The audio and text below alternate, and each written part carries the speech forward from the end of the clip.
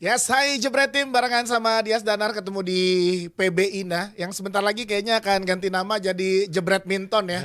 Karena Bang Valentino Jebret kemarin mengukuhkan sebagai juara bertahan menang lagi tuh. Dia sebagai mungkin seru kayak kalau kita ganti nama jadi Jebret Minton. Atau itu julukan barunya Bang Valen lah ya. Udah gak usah pundit lagi Bang Badminton aja jadi Jebret Minton. Di PB Ina kali ini ada Coach Andre dan juga aku idola nih. Aduh nervous nih, deg-degan nih. Nama Yuni Kartika. Yes, saya seneng banget suka ngeliatin gitu kalau lagi komentatorin badminton. Terakhir komentator biliar tuh saya nonton. Itu saya, ya benar. Oke, ini serius nih Jebret Tim, pecinta badminton, badminton lover sudah pada nungguin kita ngebahas di PB Ina ini yang pasti yang lagi hangat-hangatnya adalah Malaysia Open. Di mana kemarin di Twitter rame juga, bahkan ini sejarah baru untuk tim Indonesia. Jangan final, semifinal pun tak sampai. Quarter sisa 2. Quarter sisa 2 gitu kan.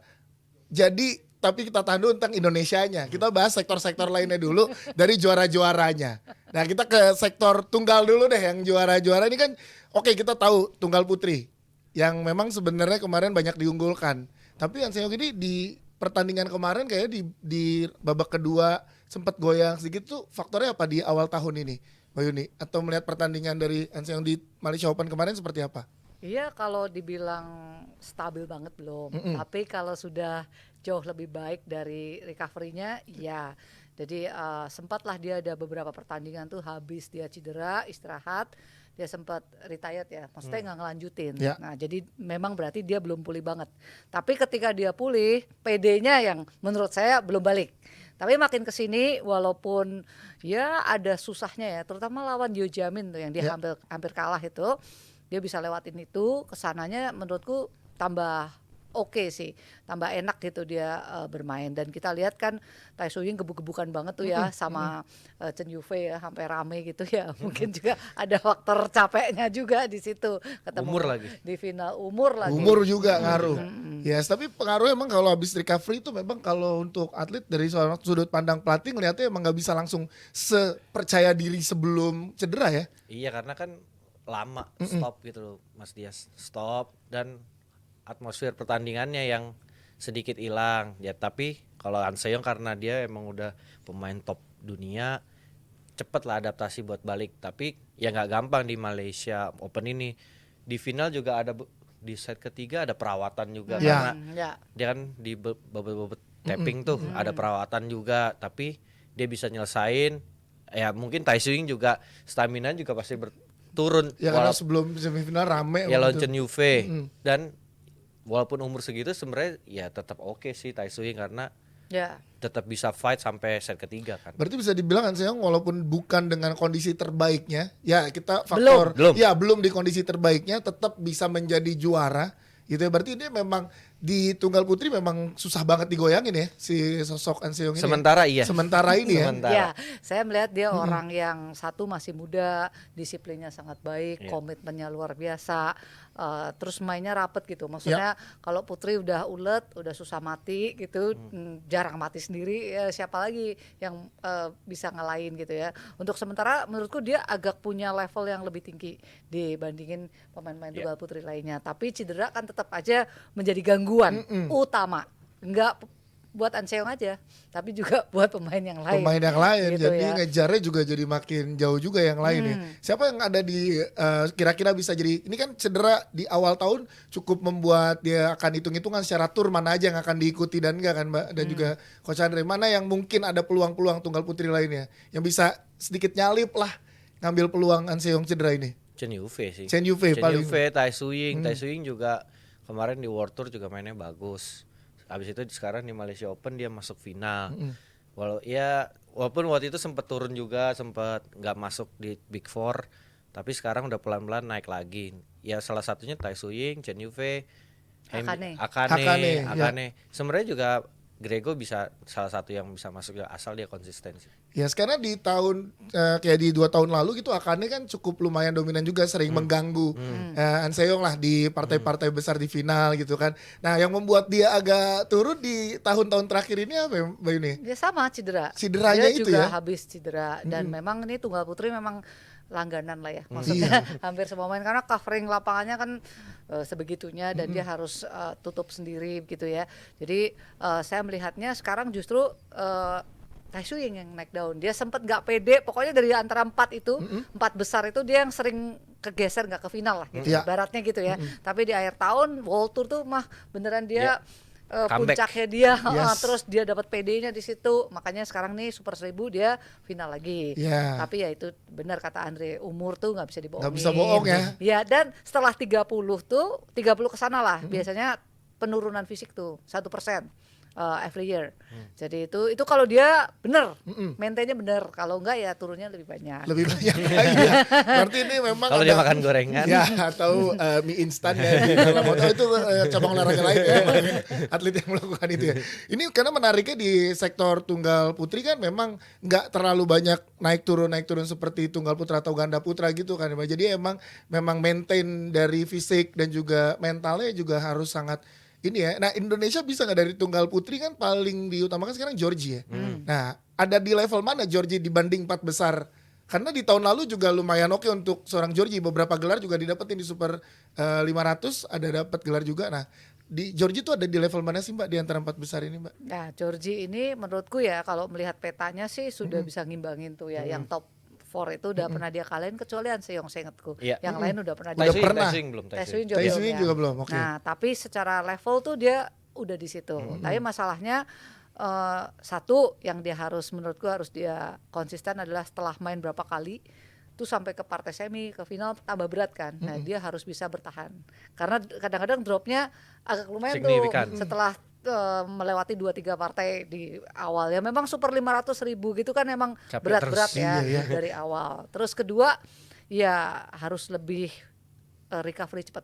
Karena menurutku dari turnamen ke turnamen sadis ya. Maksudnya week in week out cuma beda 2-3 hari harus berangkat lagi. Nah itu yang memang Georgie harus jaga. Dan sekarang menurutku dia dalam posisi yang bukan lagi mengejar, tapi sudah level yang imbang ya. Tinggal dia mau konsisten. Dia levelnya menurutku ada di situ. Karena secara umur juga masih produktif banget kan. Georgie masih 24 tahun gitu kan. Jadi masih ada lah di level dan bisa mengejar ke arah situ ya. Ada peluang besar lah untuk tunggal putri Indonesia di tangan Georgie. Walaupun terakhir cederanya Georgie, ini ya Mbak kulit kakinya tuh ngeri banget sampai di foto itu tahun lalu. Ini menarik. Oke, dari tunggal putri seperti itu. Di tunggal putranya pun pada saat Axelsen kalah, Antonsen yang menjadi juaranya. Karena dikira oke ini jalan yang mudah untuk pesaingnya. Nah, ini apa yang membuat Antonsen begitu pede dan akhirnya bisa dapat juara kemarin di Malaysia Open, Coach Andre? Ya pede lah, apalagi monsternya kalah kan. Iya. Monsternya kalah. Terus si Yuchi sebenarnya juga lawannya juga berat terus. Si Yuchi lawan Axelsen loh di semi. Iya, masih abis-abisan tuh. Di final set ketiga poinnya cukup jauh ya. Berarti kan stamina kalau kayak gitu kan. Abis. Tapi Antonsen juga ngerintisnya juga berat banget. Sempet seterpuruk-puruknya lepas dari 10. Dia pelan-pelan lagi sekarang udah bisa juara. Tahun lalu ada juara di Spanyol kalau nggak salah, Spanyol. Sekarang udah bisa ada di juara di Super 1000. Maksudnya ya pelan-pelan, dan dia kan benar-benar tim profesional sendiri, latihan di Dubai sendiri dengan tim, dengan Joachim sekarang pelatihnya. Ya benar-benar hebat ngelihat Antonsen bisa comeback dari paling bawah ke paling atas dan ngalahin pemain-pemain top lagi. Yes. Apa faktor paling dominan dan kelihatannya di tunggal putra Denmark sehingga mencolok banget gitu Mbak tunggal putra Denmark di beberapa tahun ini ya? Iya, tapi saya ngelihatnya tuh pertandingan semifinal si Yuchi dan Axelsen tuh berat loh. Maksudnya bukan berat fisiknya aja, tapi intensitas dan juga mental. Maksudnya kualitas rally ya. Itu tuh sangat benar-benar capek dari semua aspek. Maksudnya nggak cuma fisik. Nah, biasanya pemain juga terganggu di fokus. Itu juga habis belum kadang fokusnya tuh turunnya lumayan banyak. Nah, aku melihatnya sama Andres tuh si Yuchi ada kecenderungan itu. Karena kalau lawan si Axelsen itu mainnya bagus banget. Sampai hampir nggak ada celah ya, hampir nggak ada celah. Rapet. Nah, justru saya lihat ada perubahan strategi juga dari Antonsen. Kalau aku lihat mainnya malah senjatanya itu dia kasih terus ke situ. Dia kan overheadnya bagus tuh ya. Banyak arahin ke situ, nungguin tapi si Axelsennya siap defend gitu, Antonsennya. Nah dari situ malah akhirnya dia malah maksa terus banyak melakukan kesalahan. Tapi pinter gitu menurutku Antonsen di final. Karena gini, tipikal kan kalau dulu saya beberapa tahun lalu kita lihat gitu ya gaya-gaya bermain tim-tim dari Eropa tuh kelihatan polanya yang sama dengan Asia tuh kayak ada perbedaan yang lumayan signifikan dari cara bermain. Nah, dengan tunggal putra Denmark nih sering berada di atas, apakah tim-tim dari Asia ini secara tunggal putra secara permainan memang udah sama atau dari Eropanya terus berkembang atau gimana? Coach Andre dan juga Mbak Yuni. Ya kalau di Eropa sih berkembang sih Gini ya, apalagi sekarang ada Axelsen, terus sekarang di Prancis ada Thomas, terus ada Antonsen juga, ada beberapa pemain lain. Dan kalau kita lihat di final kemarin, Antonsen tuh sebenarnya dia ngelayanin, ada celah dia cepetin. Sama dia dicepetin dari depan dulu. Sebenarnya kan Antonsen tipikalnya rally ya, banyak rally, tapi walaupun dia rally dia tetap punya tenaga, jadi tetap bisa matiin gitu. Rata-rata pemain Eropa gitu, ya Axelsen lain ya, dia tinggi mainnya tipe menyerang, tapi kalau Antonsen kan lebih rally, nunggu ada kesempatan dia baru nyerang, tapi sekali dia nyerang dia bisa matiin karena dia punya tenaga juga. Berarti gayanya juga udah bisa, ritme permainan pola apa segala macam itu juga udah pesat banget ya dari teman-teman di terutama Denmark nih Mbak Yuni. Iya, kalau lihat sih pemain tunggal putra kan memang butuh bisa main semua sekarang. Maksudnya bisa defend, bisa rally, bisa nyerang karena keadaan angin dan sistem rally point itu harus membuat mereka tuh bisa dituntut bisa main apa aja. Yes. Nah, kalau melihat Axelsen, dia sih satu dari begitu banyak orang yang komplit. Komplit tuh artinya dia udah bagus, dia konsisten, dia tinggi tapi lentur, dia bisa defend, dia bisa serang dan itu dengan kualitas excellent ya. Artinya dia di atas rata-rata. Sama baiknya menyerang sama bertahan ya. Jadi kayak An Se-young sekarang di atas, ini Axelsen sekarang di atas. Bisa kalah tapi jarang kalah yang sama yang enggak jarang. Kalahnya juga semi, kalahnya juga di partai-partai penting akhir. gitu dah. Karena memang secara kualitas menurutku loh ya, dia di atas rata-rata. Jadi kalau yang lain menang kalah, dia menang kalah satu. Gitu kan, menang kalah satu gitu. Jadi lagi ada di fase nyamannya nih ya. Nah, top performance-nya. Top performance-nya peak-nya nih ada di mungkin 3-4 tahun ini ya untuk Axelsen ya.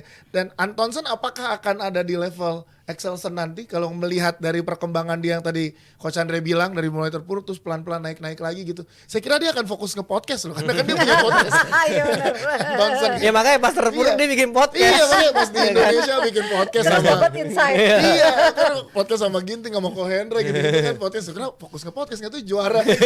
Bisa nggak ada di level Axelsen Antonsen nanti? Kalau Antonsen masih menurutku ya masih berimbang sama pemain-pemain kita, pemain-pemain lain. Maksudnya masih naik turunnya tuh, floatingnya masih masih sama-sama lah. Saya ngelihatnya cuma Axelsen sih yang sekarang agak di atas ya, daripada yang lain. Antonsen masih kayak Chong Wei di eranya lah. Di Chong Wei di eranya. Yang nggak jarang kalah gitu. Iya. Ya sini menarik sih, tapi ini pertanyaan pribadi saya nih. Kan di luar dari skrip ini sedikit aja kan tuh ada materi apa tapi Kento Momotani favorit, one of my favorite player, badminton players. Kento Momota setelah kejadian kecelakaan waktu pada saat itu kan belum balik ke top performance ya. Cuman di 2-3 pertandingan terakhir itu sempat ada hope dia ada ini lagi. Nah, dari mental seorang pemain seperti apa sih Mbak pandangannya ke Kento Momota sampai susah untuk comeback ke top performance dia? Kalau dilihat kan memang dia ada faktor injury yang belum bagus gitu. Jadi kemarin ini kayaknya ada lagi yang dilakukan lah sehingga dia bisa mengembalikan performanya. Ada yang nggak enak masih dia kalau main tuh kan dia mainnya harus gerak semua ya, badannya tuh harus gerak semua. Jadi kalau functionnya ada yang nggak well function itu pasti terganggu. Nah itu yang sangat kelihatan di lapangan, nggak selincah dulu, nggak secepat dulu, dan dia itu tapi orangnya nggak mau nyerah gitu ya, kayak berusaha terus. Tapi kalau nggak dibenerin tetap aja sih segitu-gitu aja. Iya makanya karena kan itu lumayan mewarnai pada saat dia di peak performance sebelum ada tragedi kecelakaan itu kan memogi kan di mana-mana tuh final dan satu lagi kalau naik, kalau sudah mempertahankan lebih susah ya. Apalagi kalau udah turun tuh ngedonnya kan, kalau udah pernah di atas loh ya, maksudnya dia mau balik lagi pace-nya itu kan juga nggak gampang. Mental gitu. ya berarti Dan itu Kento kan setelah kecelakaan Olimpik kalah babak pertama, gimana tuh rasanya? Dan di tuan rumah, pressure-nya semua ke dia pemain ranking nomor 1. Wah itu di tahun itu jarang kalah. Bawa Ya, bendera juga kalau nggak bawa salah. bendera juga, jadi carrier flag. Ya maksudnya pressure-nya gede dan main kalahnya babak pertama sama pemain non unggulan. Itu kadang-kadang Itu kan yang suka bikin hancur. menyakitkan ya. Iya, hancur. Heeh. Mau balik lagi, mentok kanan, mentok kiri, nggak bisa lagi sampai sekarang. Dan dia kan udah nggak bisa main di top 1000 karena ranking udah 50 Turun, apa 60. lumayan Iya, banyak. makanya di top 1000 udah jadi nggak bisa, harus merangkak lagi dari Kok top ya. 1000 super 1000? Super 1000 kan itu beda. Iya. Itu beda. Top 1000 besar ya. Baik, itu dari sektor tunggal. Dari Malaysia Open yang kita bahas. Habis ini saya akan ngebahas juga tentang sektor ganda. Yang juga tentunya tidak ada pemain Indonesia yang mendapatkan gelar di Malaysia Open karena ini akan mendekati India dan juga Indonesia Master sebentar lagi gitu kan, akan jadi Ya. perhatian juga. Jadi jangan kemana-mana ya, barengan tetap sama kita di PBINA.